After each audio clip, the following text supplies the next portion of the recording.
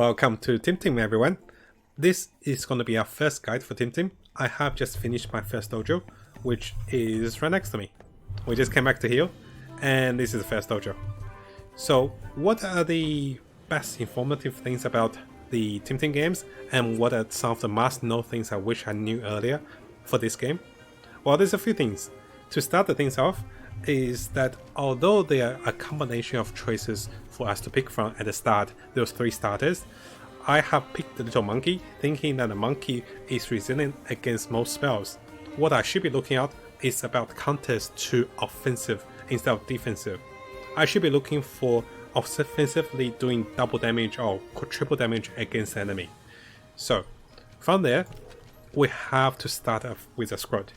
You can go with 6 of your TemTems, and each time you fight the enemy, you can use 2 of them usually at the start. The first 2 will always be in the battle for you, and they will appear naturally. You can swap in for the other ones. There's a few things about the traits for the TemTems.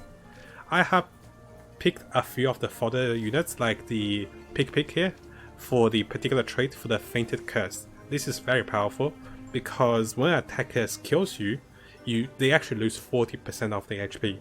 If you're fighting a super strong TemTem, and later with the boss ones with a Dojo trainer, when their super strong one comes in, you just have this particular unit or similar units done, start healing your units and let it die, revive it, let it die again, and you can repeat this as long as you revive. This is the first trait we used to defeat the Dojo. The second one to defeat this particular Dojo was the electric one with the DC beam. With the DC beam, having the electric over here really counters the wind Genshi, and also if you have seen any of the Genshis out there, they're really tough against the normal attack and also the wind attack, which is a majority of my attack damage. But if you have the electric beam with the DC beam, you do 4 times damage against them, which was super powerful against this dojo. Now, other than the dojo, there's a few things I want to share with you guys. Of course, you can run around in the dojo, it's pretty cool here. There's the special items here and there, but even when you first start off the game, what you start to realize is there is a lot more challenge in this game than normal. So you want to be leveling up some of your TemTems, and what I recommend is picking at least 3 of them to level up. I started with my Tower and my Coco, or my little monkey. I started with those 2 from the Professor. Those were decent, but what I really went into is a Taru with really high SV stats.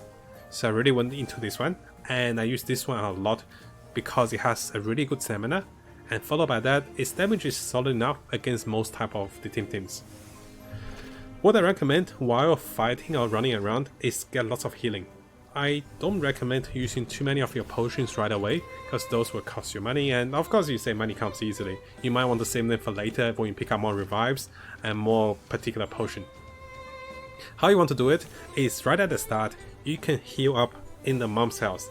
So before you find any of the healing machine, you can go back to your old house, talk to mom and heal up, and after that you should always look out for heal up. Each time you heal up, you can come back and just repeat the pattern. Now there's a particular item you pick up once you get to the second town. This is the Team Essence. Having this item heals your entire team. It's like a Medishop. It heals everyone for their full health and full status. You can only use this once, but once you go to the team shop, which heals you up, you can refresh this vial. So it's got 1 use only, but you can always refresh it. Here we don't have any effect because no one is losing HP. What I recommend fighting most of the dungeons or most of the repeated battles is to have multiple heals. Each time you find an enemy, you should consider the effectiveness of your units, and also if you can defeat them, you can heal up with the vial and then fight the next enemy. Then in dungeons like this, which is harder to get out, what you can do is you can use the particular item called the smoke bomb.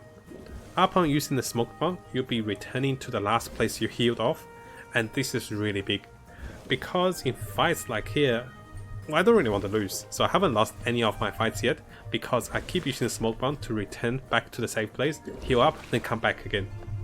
And this allows us to repeatedly fight a particular battle, and it's quite rewarding if you just time your HP right, fight a few guys, use your vial, use this file here, and then use the smoke bomb to return. The smoke bomb is really cheap, it's about 120 in cost, and it's very effective.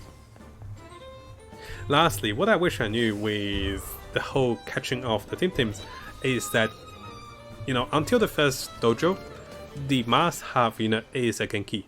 I did not catch a Genki with a correct SV. Here the SV is not great. It has HP, defense, and special defense, but everything else is pretty low. Attack is pretty low, special attack is pretty low. So you do want to catch one, ideally focus on speed and attack, and that will give you much more advantage because this one is not very durable. So against most units, you want to do more damage than soaking up more damage. So having this Genki will help you a lot. I know it's a bit of everywhere because we just finished Dojo. I want to share a few of the tips and insights we came up, and also equipping items. So in the TemTem we have, there's 2 items we have.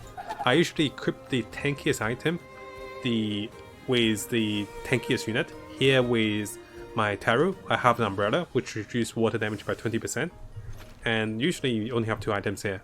I have that item with Talisman, which stops the unit getting doomed. It's really important to adjust for those, and in a tougher fight, if you face the dojo leader here, in a tougher fight here, what I recommend is to use some of the fodder units to tank up for you. I have a few fodder here. I didn't want to train a lot of my units. I have a level 5 Skelly and level 10 Piglet, and also a Genki. So those are the fodder ones. This is useful because it counters the wind and also the water ones. The Piglet is here to suicide. This one is just here to soak enemy stamina. When the enemy wastes his stamina, they are out of stamina, so you can revive units, come back and fight again with the stronger ones. So how I defeated the dojo is I soaked up enough stamina with weaker units after my main units died. I used to revive multiple times, and I endured with enough healing and sustain so they were out of stamina. And then we focused one and after one, and that's how I won the fight. So hopefully you guys like this quick guide. I'll make more guides for you guys as we discover more things, and a particular place to catch things, a particular place to farm, and even to the late game and items choices as well. So yeah, here's the first guide. Let me know what you guys think, and I'll see you guys next time for more guides to come.